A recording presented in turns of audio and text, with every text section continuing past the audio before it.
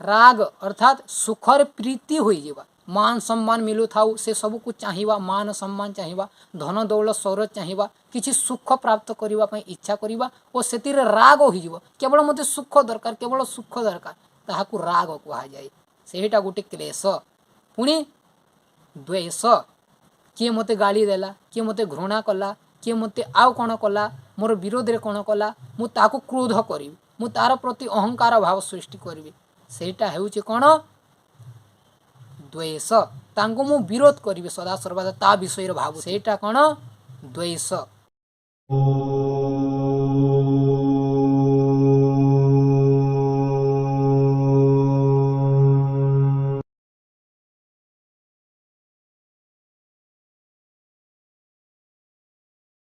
जय श्री राम मु सुब्रत आर्य गोटे प्रवचक आमर आयुर्वेदिक औषध दुकान अच्छे जो स्थान कि रोगी मान सेवा करें औषध बिक्री करें तो चलतु ये भिडियो को आरंभ करवा। बहुत लोक मैंने बहुत बड़ बड़ बाबा मानू मु देखी मथुरा वृंदावन हरिद्वार और अन्य पुरी अन्य स्थान में बहुत लोक मैंने केवल सुख प्राप्त करने चाहते सुख अर्थात कौन शारीरिक सुख भोग विलास बहुत लोक मैंने कि मान सम्मान चाहूँगी सदा बेले किए चाहूँगी बहुत धन मिलू किए चाहूँगी भोग विलास पदार्थ पाई और दुनिया रे बहुत मध्य बाबा अच्छा जो माने कि गंजे पियंती सिगारेट पीबे मद खाइबे मांस खाइबे और निज को बहुत बड़ बाबा कहती एपरी पाखंडी लोक मैंने अच्छा तो तांको कौन साधु कह कि कह तो आम कौन करवा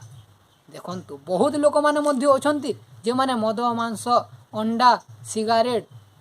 तमाकू किसी सेवन करू नाहंती किंतु से माने मान सम्मान चाहूँगी और भोग विलास अन्य प्रकार चाहूँगी और बहुत कम 1% लोक मैंने केवल मुक्ति प्राप्त करने को चाहूँगी जोटा कि परम आनंद अच्छी से ही ईश्वरंकर आनंद प्राप्ति मुक्ति प्राप्ति ही परम आनंद अटे।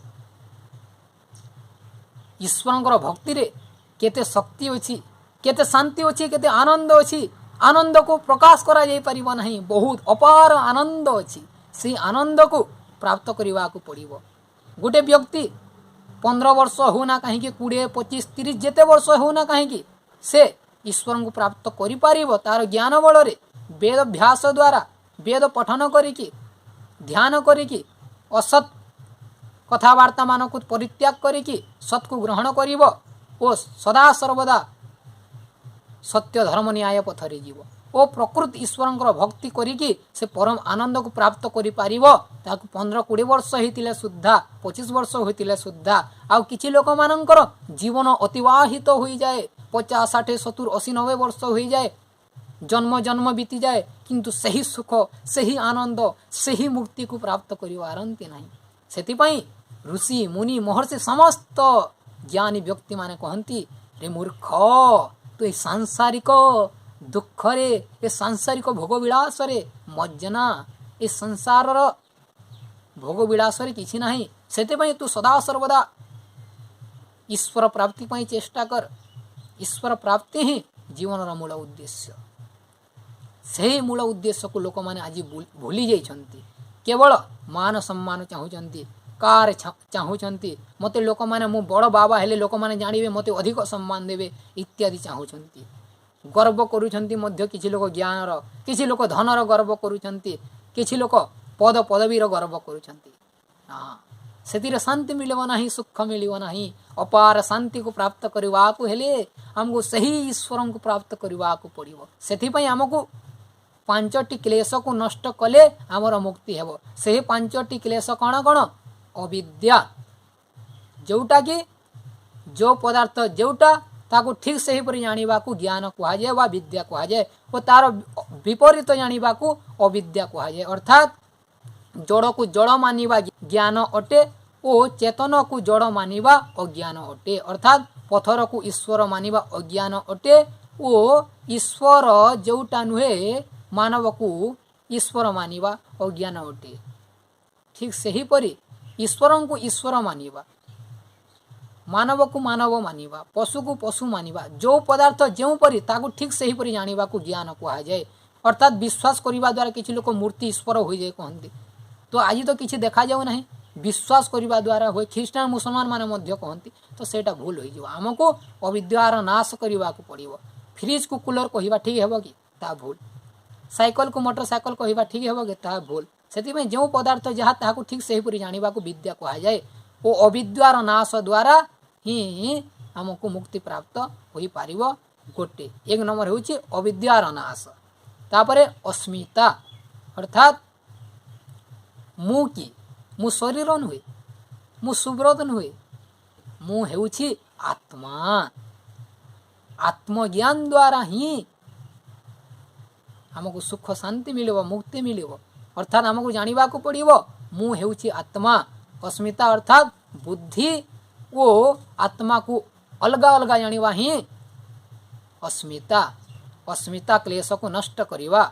आत्मा को आत्मा जानिबा वो मन बुद्धि को मन बुद्धि जानिबा वो मु आत्मा मोर कर्तव्य होची ईश्वर प्राप्ति ताहा जानी राग अर्थात सुखर प्रीति होई जीवा मान सम्मान मिलु थाउ से सब को चाहिबा मान सम्मान चाहिबा धन दौलत सौरत चाहिबा किछि सुख प्राप्त करिबा पई इच्छा करिबा ओ सेतिर राग होई जीवो केवल मते सुख दरकार केवल सुख दरकार ताहा को राग कहा जाय सेहिटा गोटे क्लेश पुणी द्वेष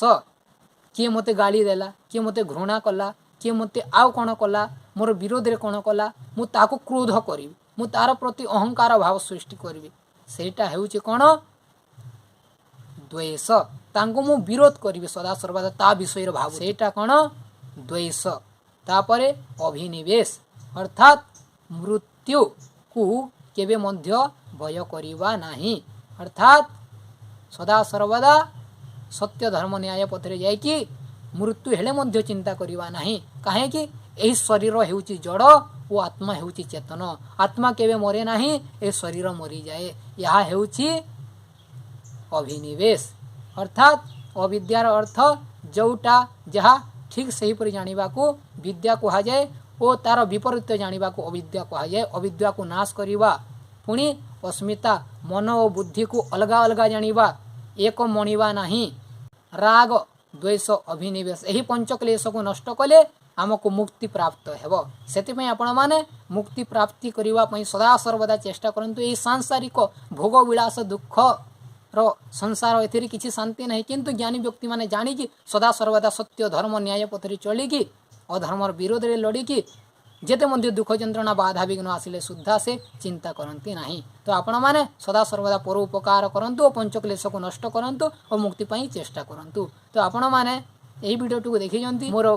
पिता माता सदृश मोर बड़ भाई सदृश होइथिबे याको ग्रहण करंतु और सुख शांति रे रहंतु और निजर जीवन को सफल करंतु तो आपण माने ए वीडियो टू लास्ट पर्यंत देखिथिबारु आपण मानकु बहुत बहुत धन्यवाद।